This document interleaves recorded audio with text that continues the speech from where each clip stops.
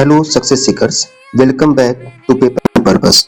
आज मैं तुम्हें पूरा सिलेबस क्लास 10 एसएसटी का समझाने वाला हूँ और जो एग्जैक्ट बोर्ड एग्जाम पैटर्न है वो भी बताने वाला हूँ, इसलिए ये वीडियो स्किप मत करना। आज हम बताएंगे कि हिस्ट्री, ज्योग्राफी, सिविक्स, इकोनॉमिक्स, ये 4 सेक्शन है हमारे क्लास 10 में। उन चारों सेक्शन से 20 मार्क्स के क्वेश्चंस आते हैं, ठीक है, जिसमें हमारा जो टोटल क्वेश्चन पेपर है वो 80 मार्क्स का आता है लिखने के लिए। 20 मार्क्स इंटरनल होता है। हमारे सेक्शन वाइज कैसे मार्क्स डिवाइड है, कितने नंबर आएंगे, कितने क्वेश्चंस आएंगे, मार्क का वेटेज क्या है हर चैप्टर से, ठीक है, मैप वर्क कहाँ कहाँ से आएगा, तो इन सब के बारे में हम आज बताएंगे, इसलिए ये पूरा वीडियो ध्यान से देखना। सबसे पहले हम बात करेंगे हिस्ट्री का, जिसमें से जो चैप्टर 1 है the rise of nationalism in Europe और second chapter nationalism in India, ये दो चैप्टर बहुत इंपॉर्टेंट है। साथ ही साथ जो चैप्टर 3 है the making of global world, इसमें से पूरा चैप्टर नहीं आने वाला, सिर्फ जो सब टॉपिक्स है, सब टॉपिक्स 1 to 3, ठीक है, जहां लिखेगा टॉपिक देता है 1 से लेकर 1.3 तक, ठीक है, यहीं तक ये एग्जाम में आने वाला, बोर्ड एग्जाम में। बाकी सारे के सारे जितने हैं तो सब टॉपिक 2 से 4 ये इंटरडिसिप्लिनरी प्रोजेक्ट में आता है, ये तुम्हारे स्कूल के टीचर्स बताएंगे, बट ये बोर्ड एग्जाम में नहीं आता है। फिर चैप्टर 4 जो है ये हमारे सिलेबस में जो बोर्ड एग्जाम है उसमें नहीं आता है, ठीक है, बस इंटरनल पीरियोडिक असेसमेंट के लिए ही होता है। चैप्टर 5 बोर्ड एग्जाम में आता है print culture and the modern world, ठीक है। इसका मतलब है कि हमारे हिस्ट्री से टोटल जो है वो 20 मार्क्स आएंगे, 18 मार्क्स लिखने के लिए, 2 मार्क्स मैप के क्वेश्चन आएंगे। और एक बार और फिर बता रहे हैं कि जो चैप्टर 4 है ये हमारे सिलेबस में बोर्ड एग्जाम के लिए नहीं आएगा, इसलिए इस पे ज्यादा क्या बिल्कुल ही ध्यान नहीं देना है अगर बोर्ड एग्जाम तैयारी करना है तो, ठीक है। और चैप्टर 3 से सिर्फ सब टॉपिक्स 1 to 3 आएगा, बाकी कोई भी बोर्ड एग्जाम में नहीं आने वाला है, इस बात का सभी लोग ध्यान रखेंगे। अब बात करते हैं ज्योग्राफी के। ज्योग्राफी में हमारा 70 मार्क्स लिखने के लिए आएगा और 3 मार्क्स का मैप आता है, ठीक है, जिसमें से जितने चैप्टर्स हैं, चैप्टर 1 रिसोर्स एंड डेवलपमेंट, ये भी एग्जाम में बोर्ड एग्जाम में आता है। सेकंड चैप्टर है forest and wild life resource, ये आएगा। वाटर रिसोर्स भी आएगा, एग्रीकल्चर भी आएगा, मिनरल्स एंड एनर्जी रिसोर्सेज भी आएंगे और मैन्युफैक्चरिंग इंडस्ट्री भी आएगा। बट ये जो लास्ट चैप्टर है 7 चैप्टर, जिसका नाम है life line of national economy, इस चैप्टर से हमारे एग्जाम में लिखने के लिए नहीं आएगा, सिर्फ और सिर्फ आएगा तो मैप, सिर्फ आएगा मैप।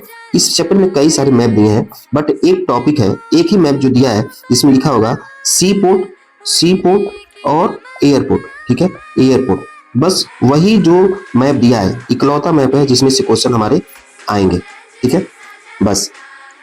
अगर बात करें सिविक्स यानी पॉलिटिकल साइंस की, तो उसमें हमारा जो चैप्टर है, पहला चैप्टर पावर सेलिंग, ये आ रहा है, फेडरलिज्म भी आ रहा है, जेंडर रिलीजन कास्ट भी आ रहा है, पॉलिटिकल पार्टीज और आउटकम्स ऑफ डेमोक्रेसी, ये 5 चैप्टर हैं जो पॉलिटिकल साइंस से आएंगे और इसमें से टोटल 20 मार्क्स के क्वेश्चन पूछे जाएंगे, ठीक है।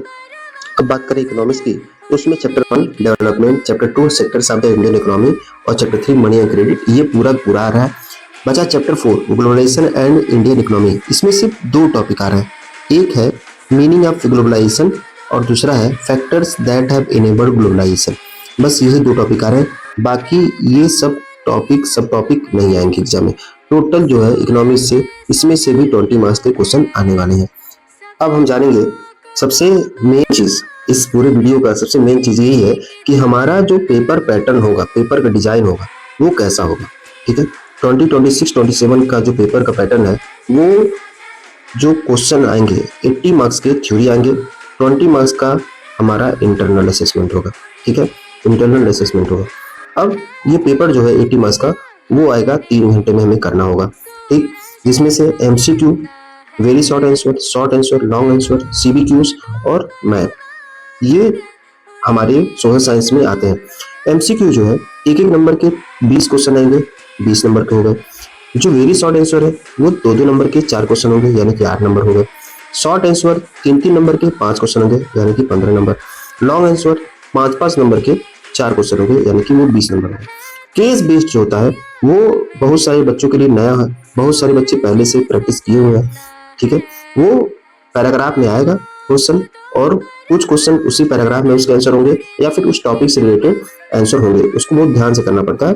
तो ये क्वेश्चन 3 आएंगे जो कि 12 मार्क्स होंगे, यानी 4 क्वेश्चन, 4 नंबर पे एक क्वेश्चन है, ठीक है। तो टोटल 80 मार्क्स के ये पेपर है। 20 मार्क्स का इंटरनल असेसमेंट होगा जो स्कूल के द्वारा लिया जाता है, हमारे टीचर्स जो है वो देंगे मार्क्स उसके, ठीक है। तो ये जरूरी था, हमारे बहुत सारे बच्चे जो है वो समझ नहीं पाते हैं कि किस टाइप के क्वेश्चन कितने नंबर के आने वाले हैं। हालांकि ये ऐसे एग्जैक्ट सीरियल वाइज नहीं आएगा कि क्वेश्चन नंबर 1 to 20 MCQ 21 से 25 वेरी शॉर्ट ऐसे नहीं आएगा। ये अलग अलग पैटर्न हो गया इस बार से। पहले आता है हिस्ट्री, फिर दूसरा सेक्शन है ज्योग्राफी, फिर तीसरा सेक्शन है सिविक्स, फिर चौथा लास्ट सेक्शन होता है इकोनॉमिक्स, ठीक है। होता क्या है, इस बात पे ध्यान देना जरूरी है कि हिस्ट्री के क्वेश्चन जितने होंगे तो हिस्ट्री वाले सेक्शन में ही अटेम्प्ट करना है, ना कि कोई क्वेश्चन अगर छूट रहा है, नहीं आ रहा है, तो इसी हिस्ट्री के सेक्शन में ही उसके लिए स्पेस छोड़ देना है कि बाद में अगर याद आया या टाइम मिला तो हम इस सेक्शन में कर लेंगे। ये नहीं कि लास्ट में आके इकोनॉमिक्स की बात कर रहे हैं।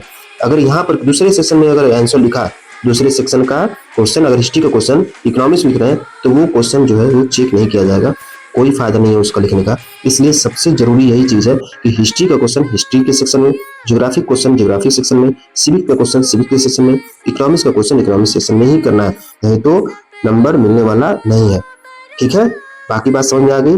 चलो अब इससे रिलेटेड सोशल साइंस से रिलेटेड दूसरे वीडियोस, इंपॉर्टेंट वीडियोस, क्वेश्चंस, ठीक है, और कई बेसिक कॉन्सेप्ट जो है इस चैनल पे, पेपर एंड पर्पस चैनल पे बताया जाता है।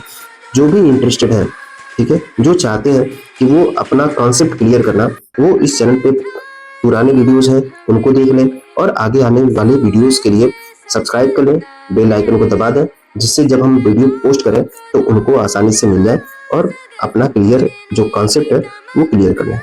Thank you.